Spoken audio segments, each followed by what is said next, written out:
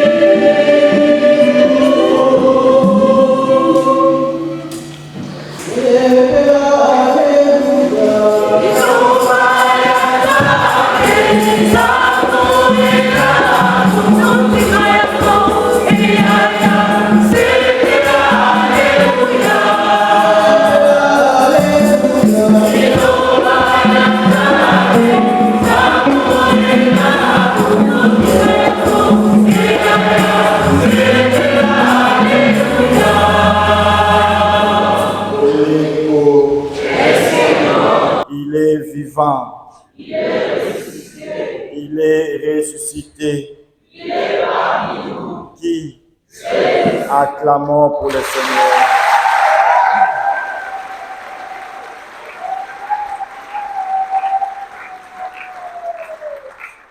Sima ya bolandi matangi masato na lingito manyola na tongo ya lelo na thème ya mission. La mission. Ndenge toyoki na litangi ya yambo na buku ya profeta Isaya. Esika kani bana ba Israël bazali na boombo, bazali kolela konyokwama. Pe mokonzi alobi na bango te akonungisa bango mabele lokola mama akopesaka mwana pe akokonsole bango.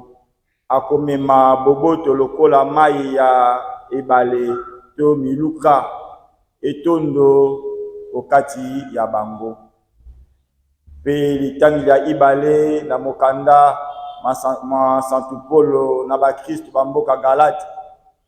Esika kani Polo alobi nzoto na ngai ememi bilembo ya kuruze ya Kristo natali manso ya nse lokola pamba. Pe sango elamu toyoki boni Kristo atindi bayekoli. Yambo ya kotinda zomi na babale, lelo akotinda bayekoli 72 tuku sambo na babale, pe babale na babale. Bana banzambe boboto. C'est quoi la mission? Qui peut aller dans une mission? Et quelles sont les conditions que Jésus a données pour les missionnaires? Les ali makanisi maye et ko salisa biso pote totongolo malamu koma esanto ya lelo. La mission e utibongo na lokota ya latin missio, dérivé na verbe latin mittere. Mittere qui se traduit en français par envoyer. Mission, missio, Le verbe mittere, en français, c'est envoyer. Qui peut alors envoyer? Est-ce que la personne elle-même peut se donner une mission ou la mission, on la reçoit d'une autre personne? Jésus-Christ alingi kokende mission, kasi atindi d'abord bato basusu bakende oboso boye tuku sambo na babale. Alobi bozali kokende mission comme condition bomema saki te, mbongo te, bilamba ebele te, bokende. Soko bokomi na ndako ya bato boloba boboto na bango. Soko moto ya boboto azali wana, boboto bona ekotikala epa na ye. Soko moto ya boboto ezali te, ekozongela bino. Soko bayambi bino na mission, bokota na ndako na bango. Soko bapesi bino biloko ya kolia, bolia oyo bapesi bino. Soko baboyi koyamba bino, bobino. Bopupola putulu ekangaki na se ya makolo na bino, bokeni nango te. Soko bokomi na mission, bokota ndako ya bato bikotela kotela te, beta na ino monoko ya ndako. Soko kolo ya ndako alobi iyo oyingeli okota bikotela kotela te, okokota bokuti bakuluna na kati bazokisi yo pamba bana banzambe boboto. La mission est d'abord l'œuvre de Dieu. C'est Dieu de sa nature est missionnaire, notre Dieu. C'est Dieu qui va envoyer son Fils Jésus. Me voici, envoie-moi. Et Dieu envoie son Fils à Kumamoto. Il prend la mission de devenir humain, moto lokola biso. Dès le départ, Jésus est un Dieu. Il a une nature divine. Mais il va accepter la mission de devenir homme, comme moi, comme vous. Cette mission. Et quand Dieu a créé le monde, na kati ya bokeli, na mission na ya bokeli, dedans à kotia libik, le salut, la rédemption, pote moto oyo ajwa libik. Et cette mission qui est l'œuvre première de Dieu, oyo Christ a joué yango, asali yango bo ebongi, pe Christou aponi basusu bazala pene na ye pendant 3 ans ya mateya atina bango sika bakende pe mission. Et cette mission que les apôtres bazui epa ya Christ bango bakomi ba envoyé ba Christ atindi. Mais cette mission aujourd'hui repose dans l'église. L'église est un signe, symbole vivant. Il y a présence, il y a Jésus-Christ, présence, il y a ensemble. Et c'est l'église maintenant qui reçoit les fidèles par l'eau de baptême. Et c'est l'église qui envoie les baptisés. Être missionnaire, ce n'est pas seulement les prêtres, les religieuses. Mais la mission commence le jour de votre baptême. Dès que tu as commis Christ, tu as commis missionnaire. Et c'est Jésus qui envoie à travers le signe vivant qui est l'église. Maintenant, c'est l'église qui a cette nature. La nature première de l'église, elle est missionnaire. C'est l'église qui envoie les baptisés en mission. Moi, comme baptisé, j'ai la mission. Vous également, comme des baptisés, vous avez cette mission. Et mais ce n'est pas moi, François de Paul, c'est l'église qui m'a envoyé en mission. Et c'est l'église qui vous envoie aussi en mission. Et bon, mon mission est aussi dans l'église. Jésus-Christ a fait si l'apôtre à l'objet de bango, bokende, bobiki sabato. Tant que bazongi na mission, batoni na esengo. Kutu tomoni zabolo nenga zo pakata mbango akimi bakomi na esengo, babiki si bato. Tu sabi non. Esengo na nubo sepela kaka te po bobiki si bazabolo, bakimi bato. Bo sepela pamba te kombo na bino de l'eau et komami na buku ya bomoy. C'est ça la finalité de la mission. que mon nom, que votre nom est inscrit dans le livre Yabomoy.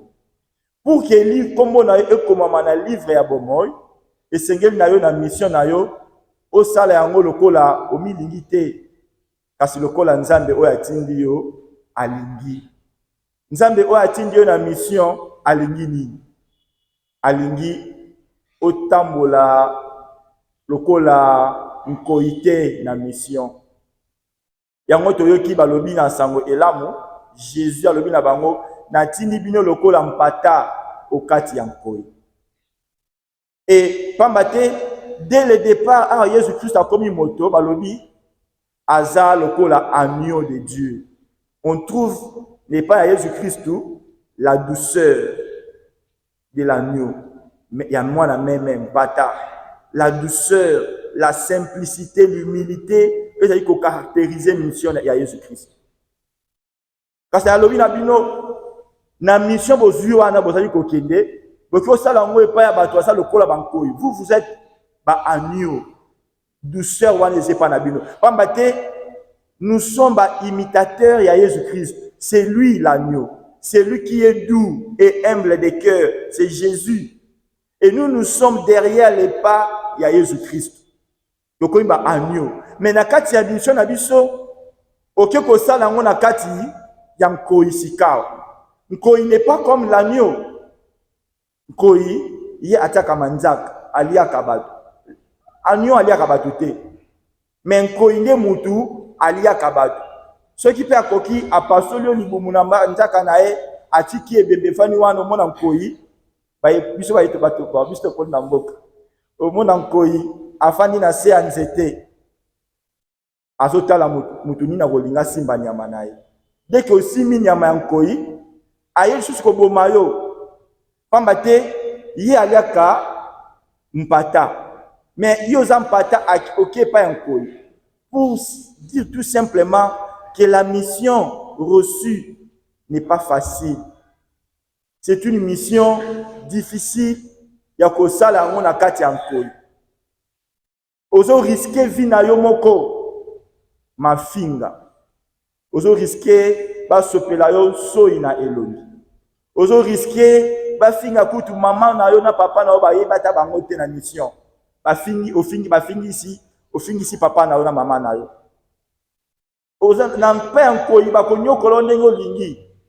Mais Jésus nous demande dans notre mission d'aller là-bas, d'aller vers Nkoi. Ataba kolia biso, balia biso na kombo ya Jésus-Christ. Yango moni na sango, na litangi ya ibale pour la lobby, moi, je suis très fier.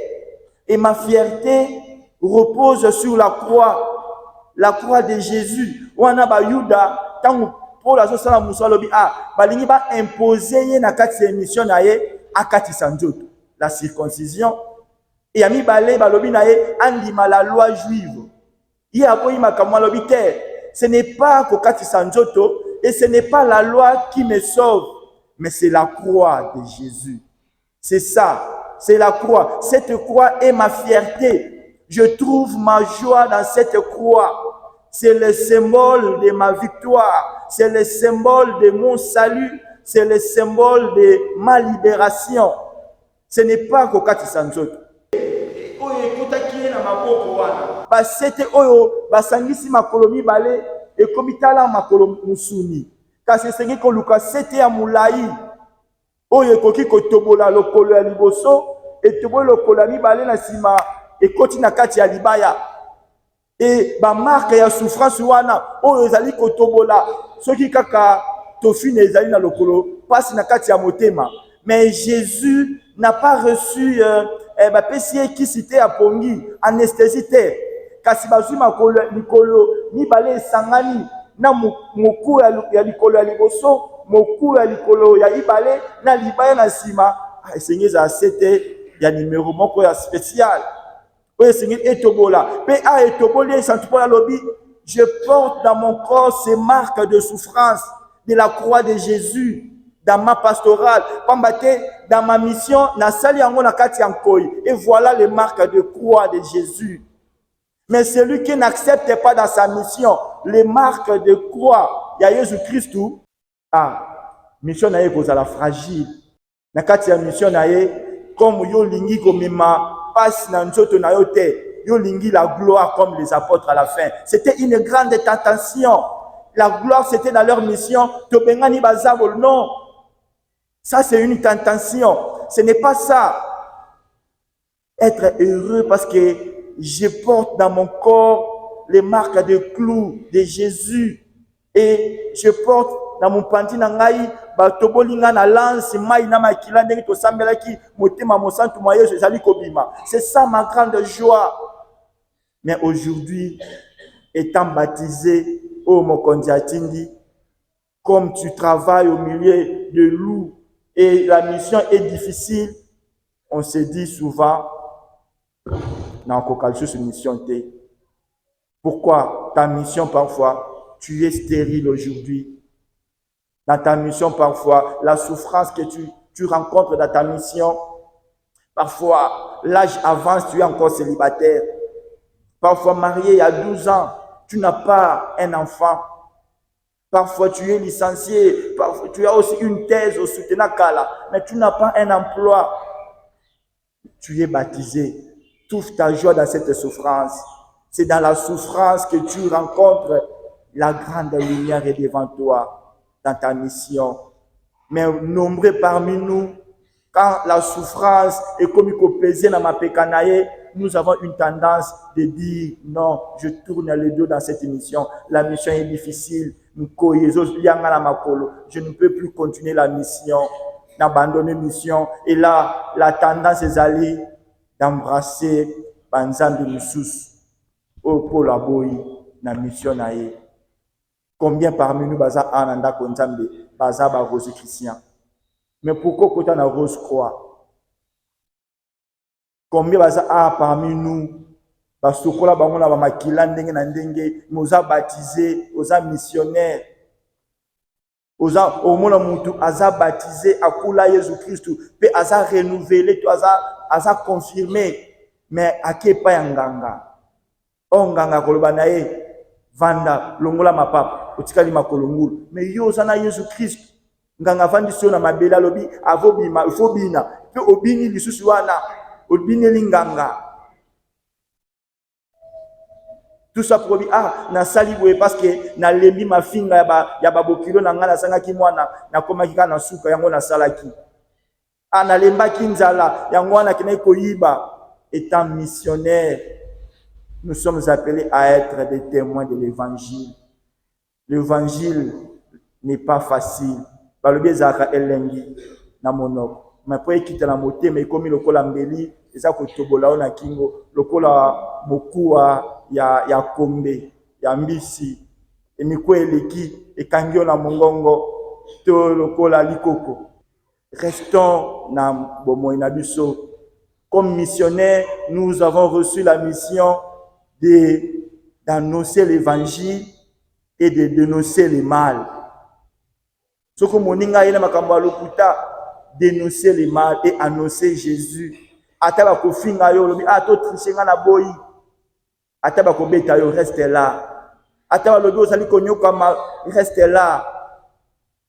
Na souffrance ya Job, balobi na soir ya vie na ye. Il avait reçu au centuple. Yopé n'a pas aux amis na yango, reste missionnaire. Osa marié, sois missionnaire dans ton mariage. Osa médecin na hôpital, c'est que na kosa musala, ko tambola na ba kiss na ba pochité. Ce que mutabeli obimisi ordonnance wana osalele ozi ba kiss otekeli otembo na poche. Tu n'es pas missionnaire. Osa infirmier, ko tambola na ba tonga na ba pochité otekela ka batu.